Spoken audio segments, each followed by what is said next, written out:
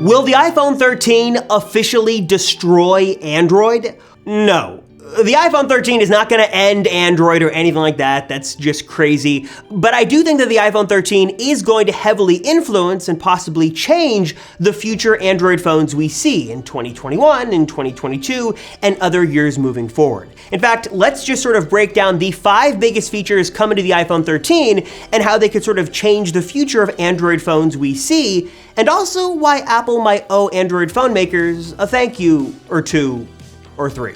And a big thanks to Keeper Security for sponsoring this video.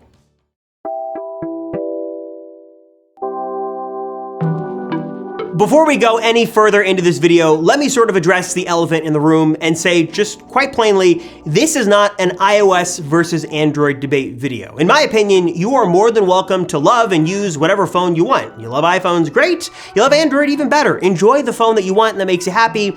I'm not here to disagree with you and tell you otherwise. What I'm instead here to do is something I regularly do on this channel, and that is sort of look at things from an Apple lens or an Apple perspective. With a channel called The Apple Circle, we typically tend to analyze Apple's moves, see their influence, and how some of the decisions they make change different things in the wider tech space, including their influence on Android phones. Obviously, Apple has been heavily influenced by Android in the past, and Android phones have definitely been influenced by Apple and the big iPhone decisions they've made. There is definitely sort of this yin and yang here. There's a symbiotic relationship, and we both benefit from this healthy competition. But we also can't ignore that when one company makes a move, others tend to follow. So what moves is Apple planning to make with the iPhone 13 that could change the future of Android phones you may or may not decide to buy? Let's start out first with Touch ID on the iPhone 13, or I guess more specifically, the lack of Touch ID on the iPhone 13. Now, obviously, we've seen under-display fingerprint technology on many Android phone models for many years. At this point, we've seen ultrasonic technology, we've seen optical technology that all work sort of in varying degrees of good, and some people prefer that over Face Unlock, some people like Face Unlock, but I think we can all agree having that choice is nice, and of course, Android is known for giving you all those options and availabilities to choose what you like and sort of use what you want when you want to use it. On the iPhone side, we've sort of just had Face ID for the last couple of years since the iPhone 10, at least on the flagship models, but with the iPhone 13, all of that was supposed to change, and we'd have sort of the best of both worlds where you could unlock your phone with your finger or your face. It was gonna be great, right? Well, it seems like that's not going to happen anymore, and at least according to Mark Gurman over at Bloomberg, although Apple tested the technology, maybe even tested it for an iPhone 13 this year, it doesn't look like it's going to happen, and instead it seems like Apple is going to double down to their efforts on Face ID, and eventually work to move all of the necessary components for Face ID totally under the display. But what about right now in 2021, where a lot of us are wearing masks and just the Face ID system isn't as convenient as it could be? Wouldn't it just be nice to sort of have Touch ID and Face ID and sort of have sort of what the Android world has had for some time? Yes, that would be great, but again, it doesn't look like it's gonna happen. But all hope is not lost in terms of Face ID. At least according to John Prosser over at Front Page Tech, Apple is working aggressively to make their Face ID system better, specifically kind of giving out these weird sort of true depth camera system Face ID contraptions that they're using to test and improve the accuracy of the upcoming Face ID system on the iPhone 13. Specifically making it better for those who wear glasses and those who wear masks and those who typically have foggy glasses when they're wearing their masks. And if Apple really does go all in on Face ID and the Face ID system does get really good to the point where you don't need to have Touch ID or you don't even miss Touch ID, how do you think Android phone makers will respond? Do you think that Android phones will sort of embrace sort of the best of both worlds, having a maybe less secure facial unlock, but also having the fingerprint sensor built into some part of the phone, whether it's on the back or in the power button or under the display? Or do you think that they will sort of take a page from Apple, as we've seen in the past, and sort of go along the lines of, if Apple's not going to do it, we're not going to do it either, and we're not going to invest the time and money and R&D into continuing to produce these under-display fingerprint readers and make them better, and instead either move to make their facial unlocking system better or go with something else. I'm curious to see if Android will embrace Face ID-esque systems and TrueDepth-esque systems like Apple has in their future phones. Next up is a very controversial feature of the iPhone 13 that gets many people riled up and angry, and I understand why, and I guess it's kind kind of two features on the 13 Pro and Pro Max, and that is a ProMotion display and maybe an always-on display mode as well. Now, these features are coming exclusively to the 13 Pro and Pro Max because on those phones, Apple is adopting LTPO display technology, actually made by Samsung of all companies, for those higher-end iPhones for this year. And we kind of know that these are not sort of new things on the Android side, but they are new in the Apple side, at least coming to the iPhone. And there are definitely two schools of thought here when it comes to these features on the iPhone. On one hand, you have those who say that Apple is really late to the game, that ProMotion, 120 Hertz, whatever you want to call it, has existed on Android for years, and this is sort of just Apple playing catch up, and also for always-on displays as well. We're not sure if we're going to see that on the iPhone 13 Pro and Pro Max this year or not, but regardless of that, we've had this on Android phones for a number of years, dating back years and years. Always-on displays have been a thing on at least one model or another, but you have to remember, for the average iPhone buyer, someone going into the store once a year, checking out these new phones for the first time, they probably haven't seen this. Maybe they've never used an Android phone or never used an Android phone extensively. For them, this 120 Hertz is a really cool thing. It makes their phone feel faster, everything feels a little silkier and a little smoother. That's a really cool thing. Same for always-on displays as well. Sort of for them, being able to see this information at a glance and sort of get a little bit of information they wouldn't otherwise be able to see is really cool. The other side to this as well is that just because Apple is late to do something doesn't mean they don't do it in their own way or they don't do it right. Apple has been notoriously slow to adopt things like LTE and 5G and a number of different things we've seen on Android phones for many, many years. But typically, Apple's motto here is that when they do something, they tend to do it sort of the right way and in a way that they think is best, unique, and well optimized for the iPhone. And Apple obviously has waited for a reason to do this, so we just gotta see what those reasons are and just why they're special and what's different with those features on the 13 Pro and Pro Max. And objectively speaking here, I think this is a really good example of Android's influence on iOS. We've seen this on a number of different features here over the years. Like I said, there's definitely this sort of yin and yang. There's this influence from both sides.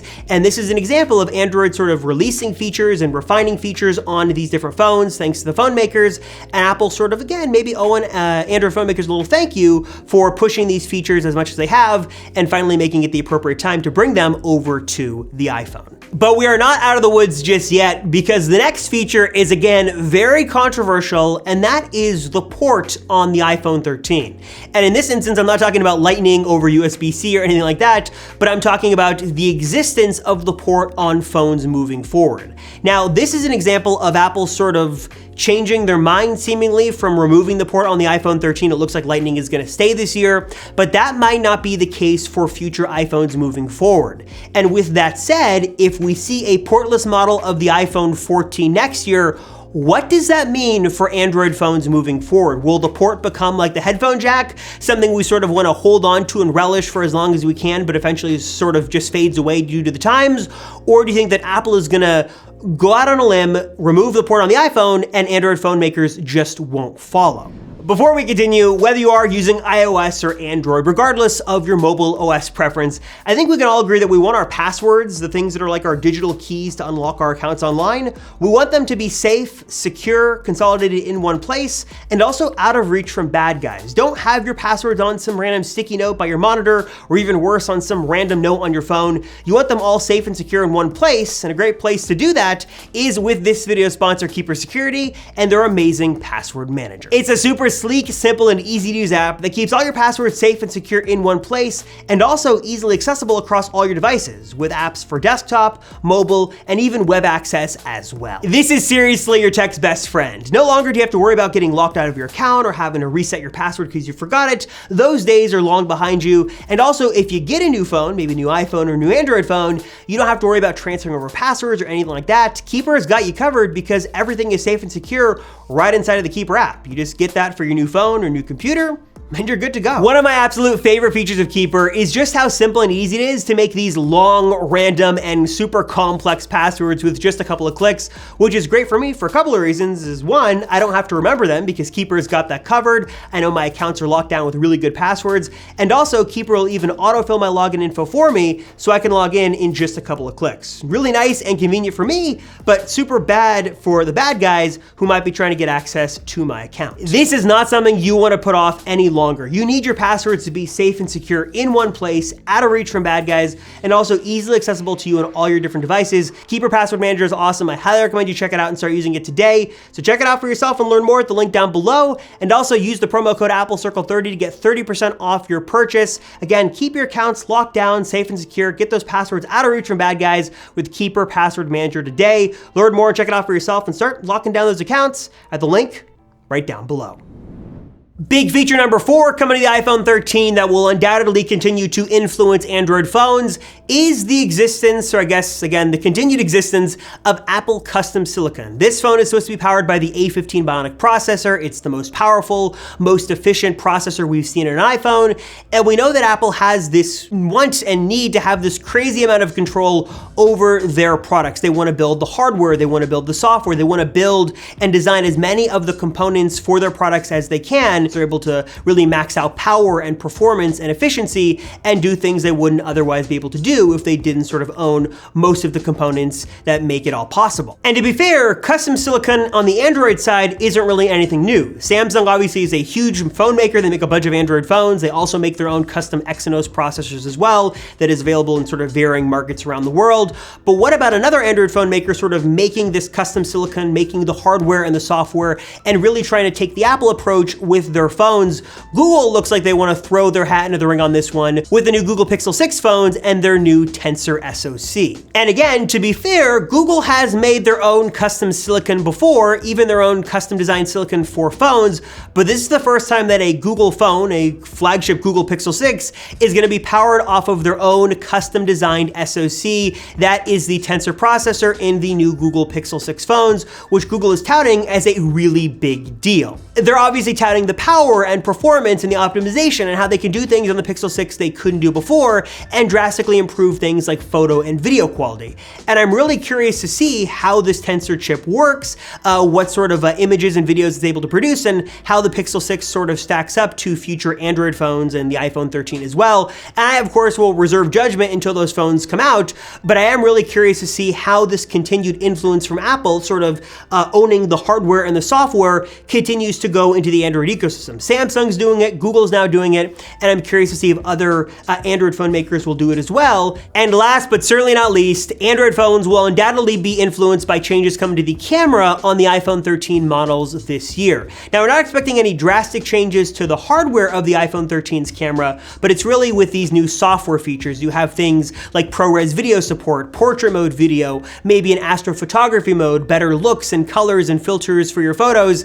This, of course, is, again, nothing new. We've seen this on Android phones before, but Apple has proven over and over again that it's not about having the highest megapixel count or the most complex camera setup or array, or even just having the craziest camera system, but it's all about how you optimize and use the hardware and the software. And I'm really curious to see how these new features affect different Android phones. Will Apple sort of push the industry forward by using maybe LiDAR sensors and LiDAR technology to sort of make this ultra silky smooth, bokeh-esque portrait mode video on the iPhone 13 Pro and Pro Max? Will we see ProRes sort of push other Android phone makers to make similar codecs, less compressed, higher quality versions than what we have right now? And of course, as Android phones add more features and capabilities to their camera systems in terms of hardware and software, I'm sure over the years, we will see those features come over to the iPhone as well. Ultra wide, again, LG really pioneered that. Thank you, LG, because I love the ultra wide lens on my iPhone. Regardless of what you think about the iPhone 13 series this year and whether it's a big upgrade or not, I hope we can all kind of acknowledge and appreciate all of the different changes in this industry. Again, there have been moves that Apple has made that have really, helped Android phones become better and better and pushed phone makers to do things that might have not otherwise done on their own. At the same time, Android phones have certainly introduced a lot of features with hardware and software that us iPhone owners definitely appreciate and are happy to see on our phones. And I'm curious, what are your thoughts on the iPhone 13 series this year? What do you think that Apple will do with this phone that could change, influence, affect the future of Android for better or worse? Or do you think that Android phone makers are the ones sort of leading the pack and Apple's just following them? We can have a civil discussion down below on how you think the iPhone 13 will affect the world of Android. Thank you very much for watching. I'm Robert Rosenfeld from the Apple Circle, and I will see you all in the next one.